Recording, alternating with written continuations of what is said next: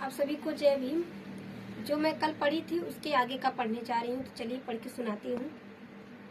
यह सच है कि यह योजना सामाजिक उपद्रव अपितु खून खराबा भी करवा दे, किंतु मैं यह नहीं समझता कि इससे हम किसी प्रकार छुटकारा पा सकेंगे। कोई दूसरा कार्य संपुष्क होगा, क्योंकि हिंदू रस्म के अनुसार अछूत को अपने से नीचा समझता है। हिंदू का अछूत के साथ व्यवहार ही ऐसा होता है। अछूतों की मुक्ति केवल इसी में हो सकती है कि हिंदुओं को इस बात के लिए विवश किया जाए कि उन्हें अपना व्यवहार बदल देना चाहिए। इसके लिए आपको प्रत्यक्ष कार्यवाही द्वारा व्यवहारिक न्याय शास्त्र के आचरण के विरुद्ध एक कठोर समय उपस्थित करना होगा।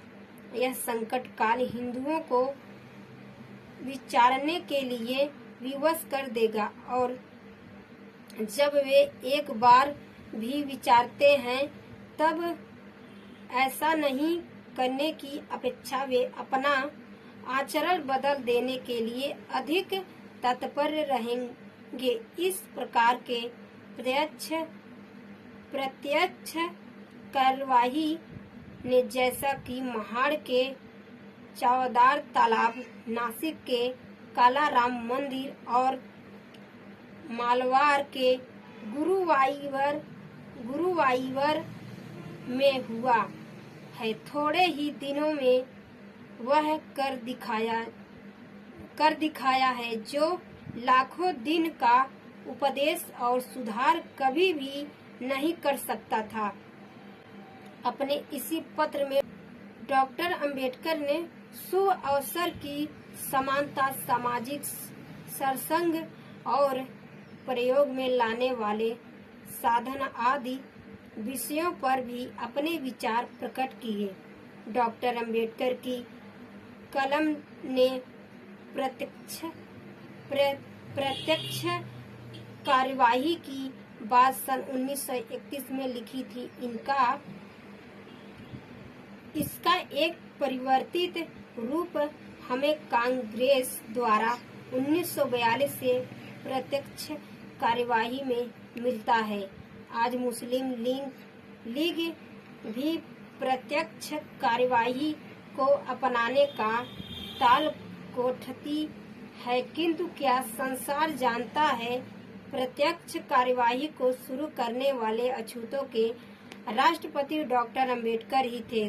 कौन जानता है यदि 1932 में कट्टर बापा डॉक्टर अंबेडकर के बताए हुए मार्गों का अनुसरण करते तो थोड़े ही दिनों बाद हिंदू धर्म संगठित होकर महाशक्तिशाली बन जाता।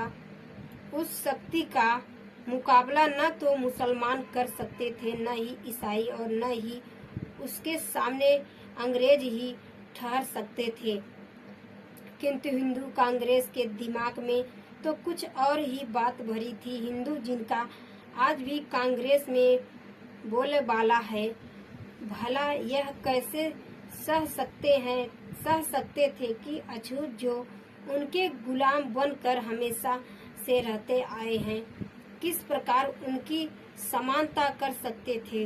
नतीजा वही हुआ जिसकी कल्पना डॉक्टर अंबेडकर बहुत पहले कर चुके थे। मुसलमानों ने आज पाकिस्तान की मांग पेश कर दी है।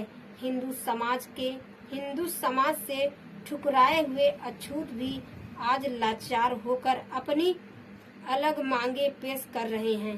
क्या यहाँ यह भी बताना होगा कि डॉक्टर अंबेडकर के उस पत्र के पाने की सूचना तक आज ठग कर बापा ने नहीं दी।